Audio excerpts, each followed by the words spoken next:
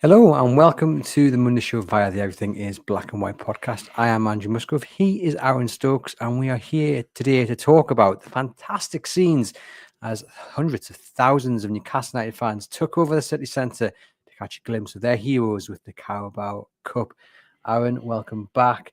I mean, we expected a massive party on Saturday. Did you quite believe what you were seeing?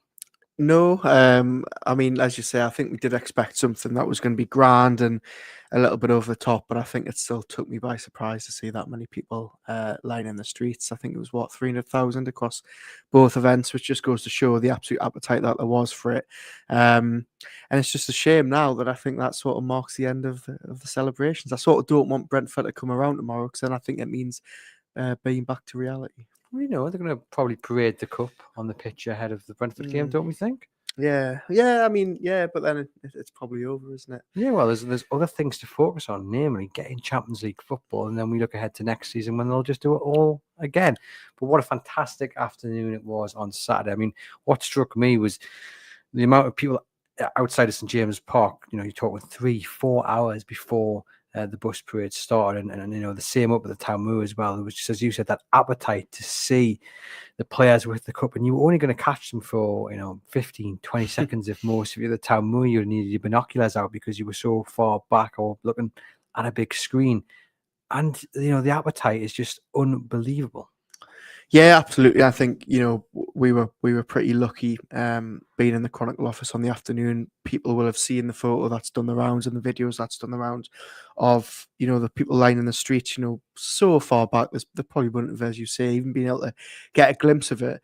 But I mean, what a fantastic day and what a fantastic way to celebrate. And to anybody out there that is mocking or belittling the fact Newcastle United fans are celebrating in this way, they need to give their head a wobble, because if you can't celebrate this, then what's football's all about? But I think it must be said that as well as the Newcastle United fans did, I thought it was executed perfectly. Thought, there was lots of talk beforehand about the club. Did they get it right, the way they were doing it? But I actually thought the way it all came together on Saturday was absolutely fantastic. Yeah, all authorities working closely together, everyone behaving themselves. It ran like clockwork, even though it was slightly behind schedule, but great to see.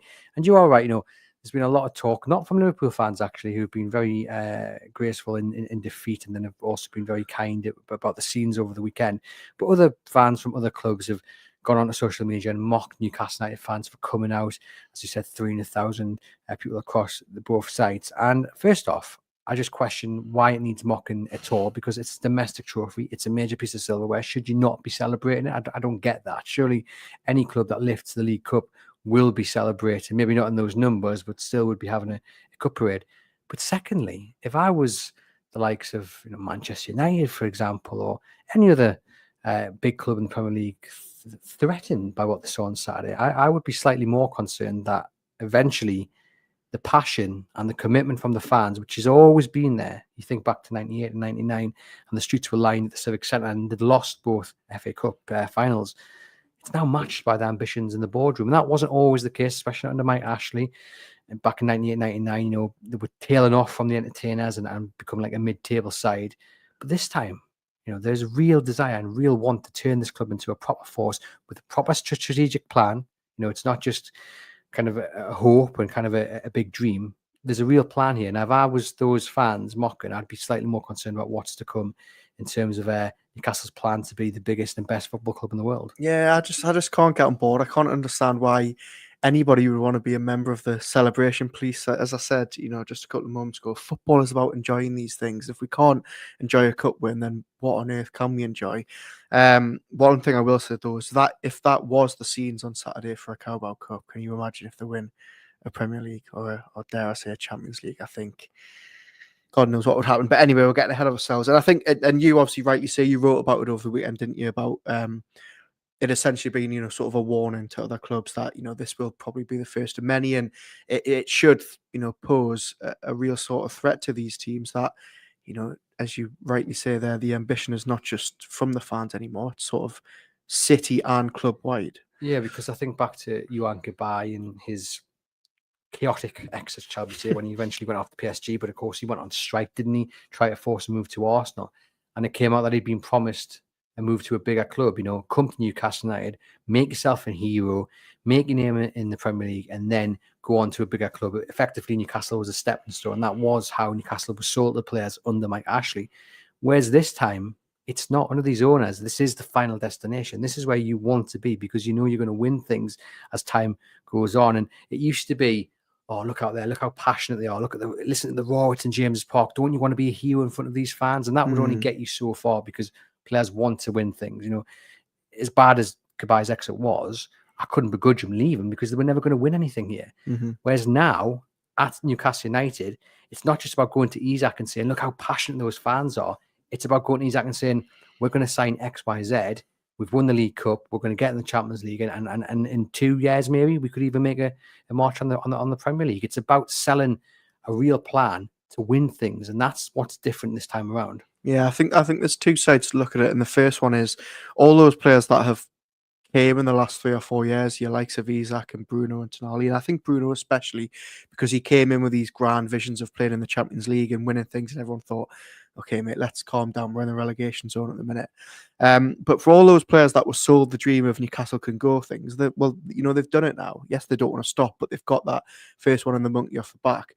And that will obviously, as we've said, go a long way to keeping these players because they've got a taste for it now. I mean, you only have to look at Alexander Isak hanging off that bus the other day, and a lot of people have rightly made the point on social media. He does not look like a man who is, having any thoughts or doubts about leaving.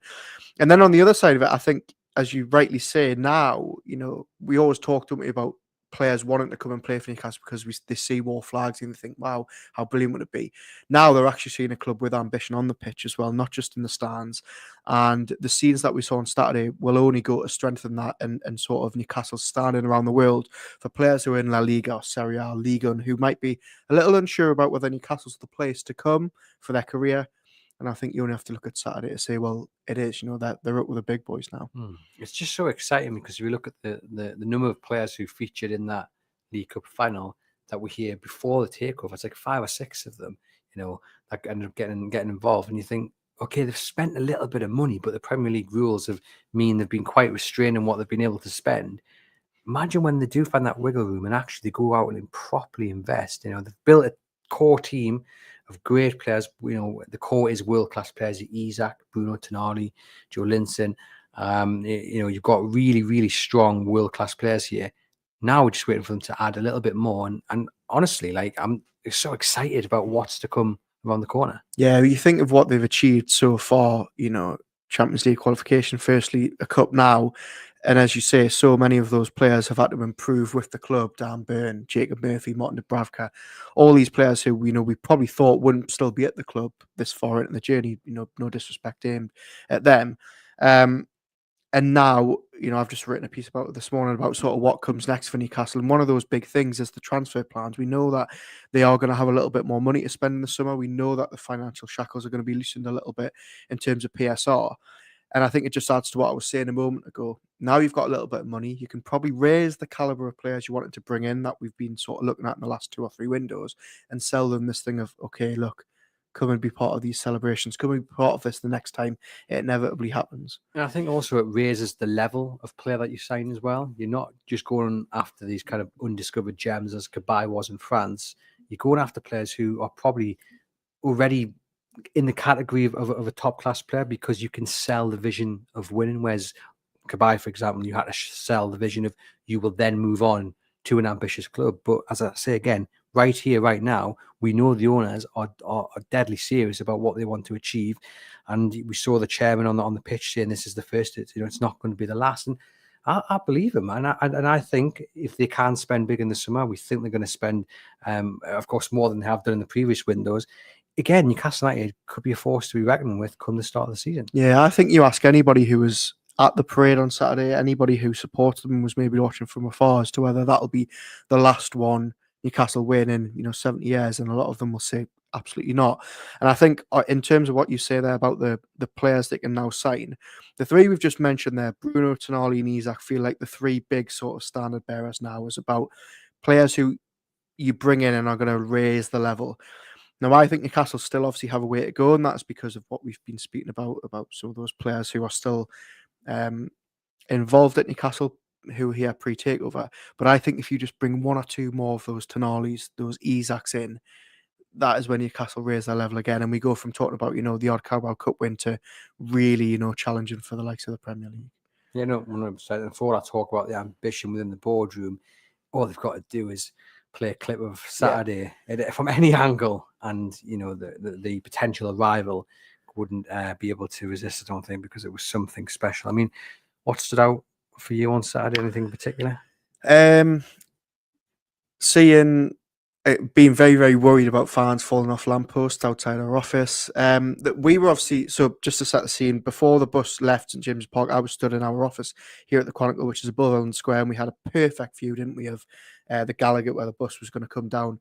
And one of the bits that stuck out for me was that, even like sort of 15 minutes before the bus went off, there was just like a sea of thousands of people. The sun was shining down. It made for a really nice photo. And then when the bus came through, it was like a dream.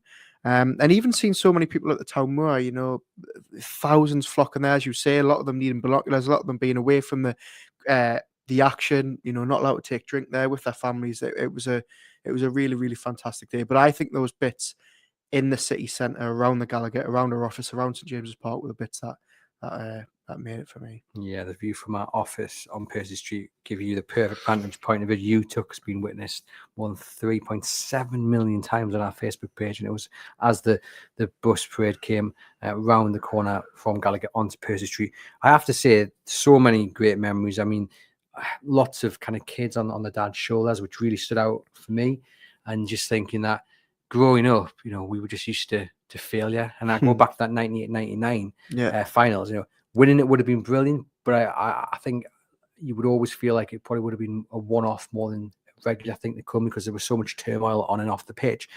Whereas hopefully for these youngsters who are 4 or 5 and taking it all in, I mean, they'll not have a clue what was going on, really. I bet they probably think this is the norm. Yeah, exactly. Yeah. But that is probably what's going to happen. Hopefully, that's what they will be hoping will happen. And I said this to one dad who had his son in his arms on Saturday before the bus came out, and he said, look, he doesn't have much choice. He's supporting Newcastle United. And I said, but we're going to be successful from now on. He said, yeah, every season, get used to it. And that's the hope, and that's the desire and the ambition. And it's easy to say. Obviously, it's got to be matched by the owners and by Eddie Howe. And that's one of the questions we've been sent in, actually. Shelley emailed in and asked, it's all good saying the first of many to come, but is there an actual expectation in the boardroom that it is the first of many? And does that put pressure on Eddie Howe? Look, I don't know if it puts pressure on Eddie Howe in the short term. I think, yes, everybody is coming out with the cliche of it is the first of many, but as you've just touched on there, when you've got the owner of the club on the pitch at full time, sort of saying to the crowd, this is the first of many, and this isn't an owner who minces his words. He generally does believe it will be the first of many. You've got Eddie Howe, openly talking about not letting this be a one-off. He said it after Wembley. He said it on the bus the other day. He said it at the Town Moor. His mantra and his desire is very clear that he wants to not just have this one. There's all the talk about these statues. He's not entertaining any of that because he thinks his job at the club isn't done yet by a long stretch. And I don't think it is either. So I don't think it is just hyperbole. I don't think it is just us saying it because it feels thing. It does generally feel like this is going to be the first one. And I think on your question about pressure, I think only if we maybe get 2 or 3 years down the line and that's the only thing we've won, then maybe it starts to creep in. But I think in the short term, I don't think it really adds anything like that. Yeah, not in the short term. I think, even next season, perhaps there will be a desire to see Newcastle United get to more finals, and that does put a bit of pressure on Eddie Howe, I think. But at the same time, he's a manager who absolutely kind of welcomes that. Yeah, that drives he's never, ever once, even when the club were in the relegation, so never shied away from those cup runs. He always wants to go far in them because he's always thinking about what's to come. He's always kind of pushing for more. certain managers, and we'll not mention any names, I think would have just sat back here, got a cigar out, and just said, "Look, I've become the manager who's won Newcastle their first trophy, and domestic nothing for else 7 matters. years. Nothing else matters. The rest of the season, tails off, and they end up finishing 10th, 11th. They'd be all right, yeah, but I still won a cup." Not Eddie Howe though. Eddie Howe has made it 100% clear that Champions League is on the table, and we've got to go out there and we've got to grab it, because as much as it is about winning the cup, and that's wonderful, I think there is an acceptance from a business side of things. If this club is going to continue to grow in the manner that they want, then the revenue from Champions League football is so important. But also, bottom line, they are there. They are there with a shout of getting to the Champions League, and they've got to bottle the feeling from the last 2 weeks. And it seems like a blooming lifetime, doesn't it? We're so knackered. Can't be 2 weeks since Wembley. And like they've got to bottle that and use it for the last 10 games of the season. Yeah, absolutely. I think we've just touched on there about what Eddie Howe's been saying to us in the press and in the media and on TV. But I think it's worth talking about what he's done behind the scenes. After Wembley, he came out and really uncharacteristically said, and he even admitted, this isn't like me, but he said, I really want the players to enjoy this. They've got to go out and have a party. They've got to celebrate. But then it's back to business. We saw the players at the Dart on Thursday. There was no drinking. We saw the players enjoying themselves on Friday. It was a dry day. The players were told, you've just got to enjoy this sober, because we're back in training now.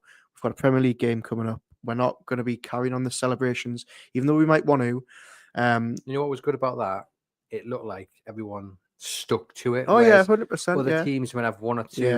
Name and no I'm not going to name anyone from the Northwest. I'm sure you can imagine who I might be talking about, but they stuck to it because they buy into it. They buy into Eddie Howe. They buy into what he is wanting to achieve, and they know.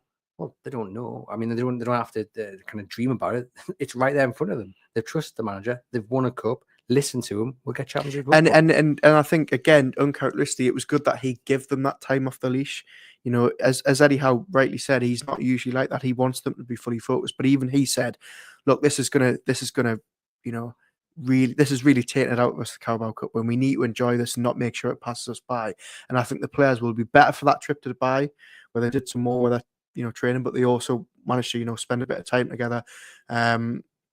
But now we know that, hopefully, I mean, look, it would be typical in Newcastle if they go into Brentford and get beaten, we sort of all get crashed back down to earth. But I go into that game quite confident that it won't be a distraction. There's always a threat of a hangover, but we have to hope that they take the final win and turn it into something positive, because as I say, that the chance for qualification is right there. It's in their hands, and they can really lay down a mark with a win against Brentford, a difficult Brentford side as well, and we'll get onto that in a moment. But I think other things that stood out for me on Saturday, there was one flag being flown from the top of the Tyneside Irish Centre. And if anyone knows Big Bill from the Irish Centre, he's a man who does plenty of work with the food bank. When we talk about heroes of this city, I'm going to come out and say it. Bill, for me, is top of the list. He is a gent. He helps us here out when we do live events as well. But more than anything, he's just such a charitable man. He helps loads of good causes, and he's a mad Newcastle United fan. And he was standing on top of the Irish Centre as the kind of the corner meets with this big giant black and white flag. You've probably seen it, and goodness me, I thought he was a goner at one point. And can I just say to anybody who wasn't in Newcastle on Saturday, it was probably the windiest day we've had this year. It was blowing a gale. And I think a lot of people were looking up the top of the Irish Centre thinking, what on earth is he doing? Honestly, crossing their fingers. Yeah. So many happy moments, but my happiest, and I'm not even exaggerating, was when I saw Bill at the steps on the pavement outside the Irish Centre. Yeah. He came down because he was blowing back and forth. But I mean, that is one of the most iconic images, I think, of the day. This giant black and white flag flying on a rooftop. And you had the Eddie Howe flag coming down, the Sandman, and of course the photograph that Tim McGuinness took from our office here with the bus coming round at the corner. Just so many beautiful images. I think that war flags unveiling down the Sandman Hotel was probably my favourite sort of image of the day. I thought it was a brilliant touch. And it sort of feels like we say it every week, and I do say it every week, but just the work war flags do is so unrivaled anywhere else around the country. Like Eddie Howe leaving the St James's Park on that bus, must look at that. How do you even put that feeling into words? There's an image when he's driving down, when Eddie Howe's not driving the bus, where the bus comes down the Gallagher, and it's probably just past the Greg's there, or the Central Bean Coffee House, and you can see the players smiling and laughing. Eddie Howe's there, and in the background you just see the flag, and for me, that's one of the best images of the day as well. And yeah, you just think, goodness me, I mean, what that must have done to Eddie Howe inside. I know he was asked about it as well, but he must have got the tears going. Oh, 100%, massively. I mean, I think it probably got the cheers going for some people down there. Not even, it's not even Eddie Howe himself. So yeah, that just added to the day as well. As we said, the flags, war flags did a brilliant job around the city. Our office at Eldon Square was decorated, all the sort of buildings opposite. I mean, I drove down Gosforth High Street this morning, and there was still flags on the high street being flown there. So just fantastic work from them as ever, really. Yeah, absolutely fantastic, and no doubt they'll be preparing something for Wednesday as well. Les says, we've so much to be grateful for, but is there a better sponsor than Seller? Yeah, very, very good having the events that they've been putting on. Another really good drone show on Saturday night, which we sort of knew they were going to be doing ahead of time, but it sort of didn't take away from it. Still, how they get those drones in those positions, I will never know. But it made for a really good end of the day, didn't it? Yeah, a lot of practice goes in, no doubt. And I mean, the Town Moor itself, as we said, another 150,000 people on there. And you had Adam Deck, you had Alan Shearer, then obviously the players and Bruno leading the chorus. We've got a clip of that, haven't we? With him swearing. Well, I wish we did. But just another great way to kind of end the day, really. Yeah, good to get the players up on stage and let them sort of have their moment with the cup. They all got them. It was really, really nice. Another really wholesome moment of the day was when Eddie Howe sort of got the backroom staff and the kit man and the security man and the groundsman and said, every single one of you individually get up, and he gave them a little speech. That was brilliant from him. Again, it just shows what type of man he is. Bruno obviously leading the celebrations with some tasteful songs about tasteful songs, choice language. I think he'd been spurred on and dared a little bit by some of them teammates behind him, and he took the bait. But yeah, just a really good day. The crowd loved that. I think the crowd loved it in general. Alan Shearer spoke really well of it. And in tech, I mean, they probably had the best day. I was going to say, right? I mean, these are the best presenters, TV presenters in the country, and I bet they just couldn't believe their luck. I think there's a video of Ant walking out the Town Moor, and somebody's caught him on film, and he even says, now, bear in mind, this is Ant McPartlin, who has probably done things that we could even only imagine our careers. He's been to America, he's cracked it, he's probably one of the most well-known presenters in the country, and he came off the Town Moor and said, that is one of the best things I've ever done. It's one of the best days I've ever had. So for those two supporters, forget the fact they're presenters, just for them to be sort of given front row seats to it was fantastic. And I mean, we all saw the sort of the crowds and them getting mobbed at St James's Park at about 12:30 on Saturday. It just goes to show, what their day must have been like. Just embracing it as well, which was lovely to see. I also want to just mention Will Asula, because if he has half the career on the pitch at Newcastle United as he's gone for in the celebrations, he's going to be an absolute brilliant player. I absolutely love how he celebrated the last 2 weeks. Yeah, he celebrated as if he'd scored the winning goal. He celebrated more than Alexander Isak. There's a brilliant moment on the parade when it was passing through the city centre, and he was getting interviewed by Ant Deck, and Ant ended the interview saying, I really want to go on a night out with Will Asula. And I think that's what most of them are thinking. Although it does maybe... Come on. It does maybe confirm why Newcastle fans were asked, Newcastle players were asked recently in a little Q&A, who would be the person you least want to spend a day with or share a room with on an away trip, and quite a few of them said Will Asula.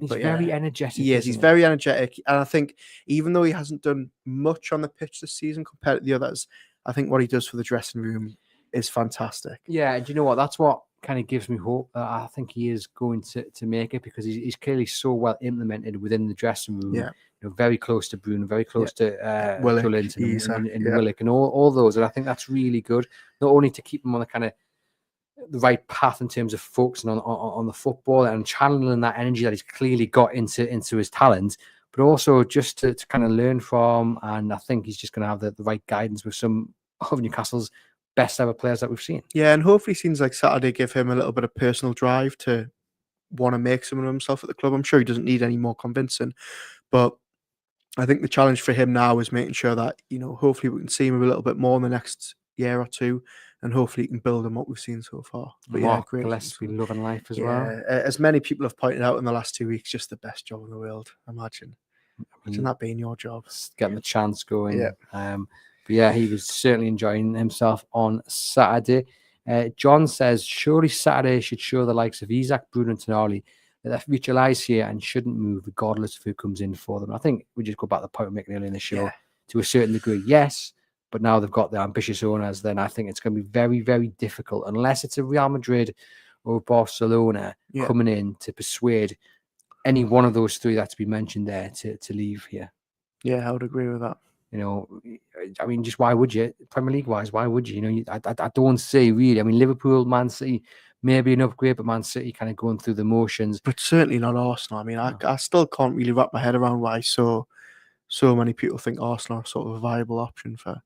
No, and I mean, look, when you look at someone like Isak, when we say 200 million quid, I don't think that's too much of an asking price to put on his head. I think that's probably the minimum. So it goes back to actually who's got the money to afford Alexander Isak. He is that good. But yeah, certainly, I think Saturday would have given them a little bit more encouragement if they needed it to stop at Newcastle United. And John also adds, with the fact that there were 150,000 people through the town, and then another 150 on the town road, does it show that a new stadium needs to be more than the reported 65,000 seats that's been reported? I'm going to go against Gray, and I'm going to say no. I get the point. I get John's point. It's something that I've seen mentioned quite a lot. We were obviously talking about it in the office off air before we went live. I think, I don't think we can sort of compare the scenes we saw Saturday to a regular match day. You know, they're vastly different things. Yes, you know, it showed the appetite for the club, the support that's there. But I think, you know, you're not going to get scenes like that when you're playing Burnley at home. And I think the one thing Newcastle need to get right, and it's something we said at the live event last week, isn't it, with the lads? The atmosphere needs to be spot on. I was just laughing because you said the lads. Well, you know, me, you, right? Yeah, you know, just the lads. They need to get the atmosphere spot on, and that's whether they stay at St James Park or definitely if they go. I think the one thing we don't want to do is see them go too big. They can't sell out the stadium, and it sort of feels a little bit empty. Are you going to disagree with me? No, I'm not going to disagree with you, because the amount of people I spoke to who said, "Oh, I've travelled 4.5, 5, 6 hours for this." Yeah. My uncle, I was on the phone this morning. He said I was speaking to a guy on the bus on the way in, 81 years of age, and he'd driven up from Cambridge for the parade. And I think that's really important, that, you know, there was so many people who'd travelled in and, you know, paid their train fare or paid their petrol costs. They've come for this one-off experience. They're not going to be able to come up every other weekend for a Premier League game. So, you know, there's that element to it. And also, this was just a one-off. You had to be there to see it, whether you're on the town moor or whether you're on the streets around Tyneside. There's the cost element of how much tickets cost as well. You know, it's not cheap. Plus you travel and you stay if you are traveling in. Like, it's not as simple as just saying there was 300,000 people out there to see the trophy. We should have 75, 80,000 seat stadium. Although I will say 65 does seem a little on the low side to me. I think 70, 75 is where I would be aiming. But again, it comes down to cost, and it comes down to location and what have you. But again, on the fear about atmosphere, it's down to the supporters, in my opinion. I think, you know, if we can just do what we do for the majority of games at St James's Park, then it really doesn't matter if we're literally 250 meters over the road. It's down to the fans to continue supporting the club in the way they do, and I've got no doubt they will be wherever Newcastle call home. Yeah, it might not be too popular, but I actually think 65 is maybe the sweet spot. 65, 70. I don't think I'd want to go above 70. Then I think you start getting into the realms of maybe losing that atmosphere, because the stadium naturally has to just be, you know, bigger. If they do go to a new stadium, obviously that is. But yeah, certainly I don't think Saturday's parade changed anything, unfortunately. Let us know in the comments what you think. Gary says, I think this trophy celebration is not about other clubs and what some of their fans think. It's about us achieving something that we've not done in 70 years. David says it's no longer the Mickey Mouse Cup, more like the Mighty Mouse Cup. It took 3 men in black and white to lift it. What a moment. Gary also adds, it's on the players too. They have to step up and show the world their true potential. No reasons why top players can't come here and achieve their dreams as well as ours. And that will probably be the message Eddie Howe is delivering on Wednesday. You know, this is now a mini season. 10 games left. The prize is there. Imagine finishing the season League Cup winners, qualifying for the Champions League. Yeah, I mean, unbelievable. Best season in a generation by far. I mean, look, it's a cliche, but 10 cup finals coming up, starting with Brentford, as we said the other day. Really, really favourable fixtures on paper. Only Arsenal and Chelsea sitting above them in the league at the minute, that they have to play both those games at home. If I'm honest, I think you'd fancy them to beat both of those teams at home at the minute. So yeah, I mean, what more motivation do you need? They're sixth in the table. They're just a couple of points off fourth. Fifth will probably be enough. They're in a real driving seat now to finish in the top 5. I think. I think obviously Wednesday is the important one. I think that will set the tone for the rest of the season. Yeah. The message has got to be right. The performance has got to be right. Hopefully, they get the cup on the pitch, and it's just going to be one of those brilliant atmospheres under the light. But I'm backing them to do it. I think they will. Champions League. Champions League. Yeah, I think they will. You've got to find that consistency.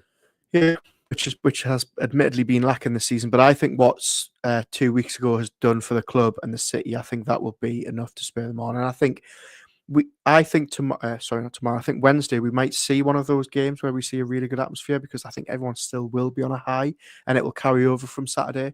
And I think in a game against Brentford, who are still in with a shout of European qualification themselves, even though they're sitting down in 12th, 11th. I think Newcastle will get it done on Wednesday as well. There's 16 players made it into their international teams this break, which is another good advert for the development strategy at Newcastle United, because it was spot on there. I mean, how often did we say over the last decade that you had more than 1, 2 if you're lucky? Yeah, 100%. I mean, if I'm honest, I didn't even realise it was as high as 16. But yeah, it's I'm taking Les's calculation. Yeah, we'll take. Yeah, I mean, myself, but I believe them. Yeah, I mean, yeah, it's a great advert as well, and I think look at Dan Burn. If Dan Burn can get the England squad at 32, I mean, that is testament to what Eddie Howe can do for players in their international careers. You only have to look at the likes of Tonali as well, flourishing. Joelinton has now got in the Brazil squad in the last couple of months as well. Although interesting to see what happens now that they've sacked the manager. Hopefully he'll keep his space in the team. I mean, yeah, just fantastic work. And even the likes of Lewis Miley had a really good international break with the under-19s. Leo Shahar as well with the under-18s at England. So even those youngsters as well getting good game time because of their development at Newcastle. Certainly so. Darren says, love the Taylor and Perch interview, and you can catch that on our YouTube channel or on our audio-only channel. As Ryan just speaks his mind, which is good to hear. And Les says, good so far. I'm halfway through it. Thank you very much for the comments. We've had a few emailed in as well. You've probably seen Matthias Cunha speaking over the weekend. I think it was an interview in The Guardian. That's got the good old transfer mill running around. We've got Ben who's emailed in and says, Cunha has made it clear he wants to leave Wolves this summer. Do you think Newcastle United should go in for him? But just to set the context, Cunha has come out and he said something along the lines of, I've made it clear I need to go at the next level. I want to be fighting for titles. Yeah, I like Matthias Cunha as a player. I'm not too sure what sort of figure Wolves would put on him. I suspect it will be pretty high. In terms of his pros, can play in multiple positions, through the middle, on the left, a little bit deeper. He's clearly a fantastically talented player. My only worry, and it's quite a big worry, is his temperament. And I just wonder, is he in Newcastle United, or is he specifically an Eddie Howe player? And it's a question that I've actually been wanting to ask you for weeks, and I've just never got around to doing it on the pod. Obviously, you've made no secret the fact he would be your dream signing. Does the fact that we've seen some really rash and reckless stuff from him in the last couple of months, 2 back-to-back red cards essentially, does that change your mind at all about signing him? It has slightly, but I always had faith that Eddie Howe could kind of control that aggression. I mean, we look at Joelinton. I think under another manager, he'd be a walking red card every time he came back from a suspension. But Eddie Howe seems to just get it controlled. What's more worrying for me about Cunha is the fact that he's come out and said this at this point in time. And it was the same with Ivan Toney last year when Newcastle were linked to him. He'd come back from his ban and Brentford stood by him. And he came out and said, I want to go. I just thought it was really disrespectful. Yeah, bearing in mind Wolves are what, 17th? I think this is what worries me. It's like, that says a lot about him. You can have those thoughts and you can talk to your agent about it. I've got no qualms about that. But don't come out in the middle of a break when you're about to return to the pitch in a massive battle for survival and say, I'm going to be going in 3 months, regardless of whether you stay or go, which is essentially what is said. And I just think that's probably not the kind of player that Eddie Howe wants in his side, because I just find when players do it, it's disrespectful. It's utterly bizarre, and that's put me off a lot. I just think it's the total wrong way to go about forcing a move. I'm just not a fan of it, and I think had he kept his mouth shut, had he done this interview and not said the bit about leaving, helped Wolves to safety, and then in the summer, gone about trying to force a move, because his agent can be making calls in the background even now. Just don't go public about it. to me, it just shows a proper lack of disrespect, or proper lack of respect, sorry. And yeah, it's put me right off him. I think great player, versatility is key. Even at 78 million quid, I'm all for it in terms of the ability and attributes. But that personality trait, nah, he's just put me off him. Yeah, it's really interesting for me that Brian and Burma came out last summer and gave quite a similar interview where he essentially said the same thing of, look, you know, I love Brentford and I've enjoyed playing for them, but I'm ready to sort of fight But for this was before the season kicked off. Yeah. This was fine. last. No, this is the point I'm going to make. It was last May, and that move didn't come for whatever reason in the summer, and yet he has still had probably the best season of his career. He's got his head down. He's worked well. There's no doubt, and he will probably get his move. Hopefully, it is to Newcastle this summer. The thing for Cunha for me is, I take all your points on board. I think the point for me is, as much as I would trust Eddie Howe and Newcastle's backroom stuff to maybe calm him down a little bit, I just wouldn't like to spend that money on a player who, you know, has the sort of tendency to get sent off every couple of games. I think what we've seen from him in the last couple of months really put me off signing him. Especially when there's so much on the line for Wolves. You know, you want that player, your star player, playing every week, because that's how you're going to beat the drop. So yeah. Look, great player, but attitude is definitely questionable for me. And maybe there's better value out there. We talk about Brian and Burmo, and people will say, you guys complain about the links to Alexander Isak and Liverpool, but what I will say, Brentford to Newcastle is a massive step up compared to, I think, Newcastle to Arsenal in terms of the Isak links. But Burmo, we're going to get a very close look at him on Wednesday. We know Newcastle have watched him. We know Newcastle United like him. We know that he's probably going to move on in the summer as well. If Mo Salah stops at Liverpool, does that rule out Liverpool, do you think? And could Newcastle United be top of the list for his signature? Yeah, hopefully. I think Champions League would put them in a huge position to go and sign Brian and Burma. As we've just said there, about 9 or 10 months ago, he came out and did an interview and essentially said, look, I want to be playing the Champions League. I think I'm good enough. I think everybody would agree he is probably good enough to be playing at that level.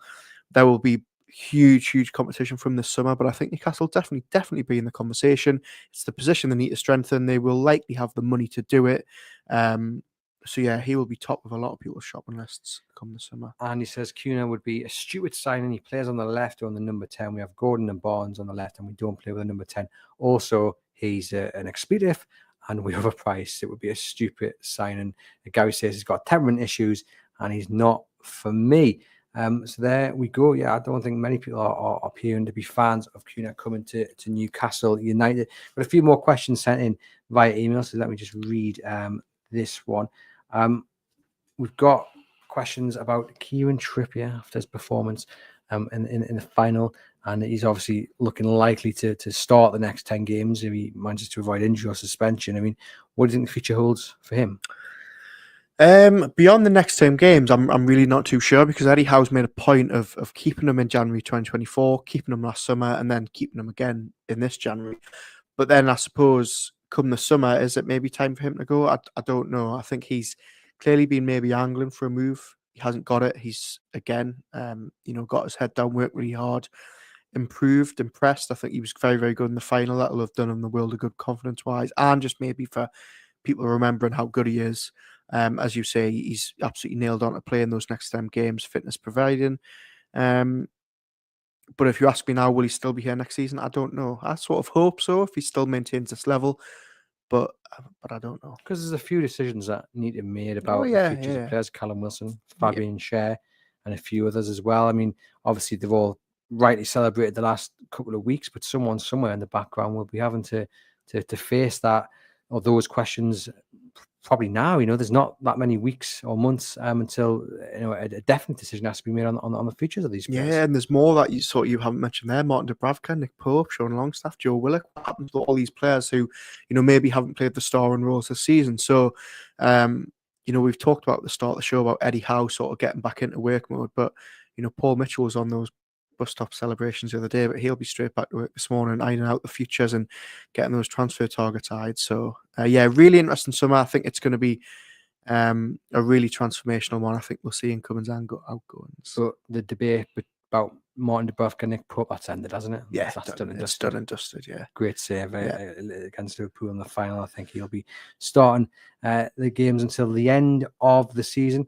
Well, ladies and gents, this has been the Monday Show. Thank you very much for watching and listening.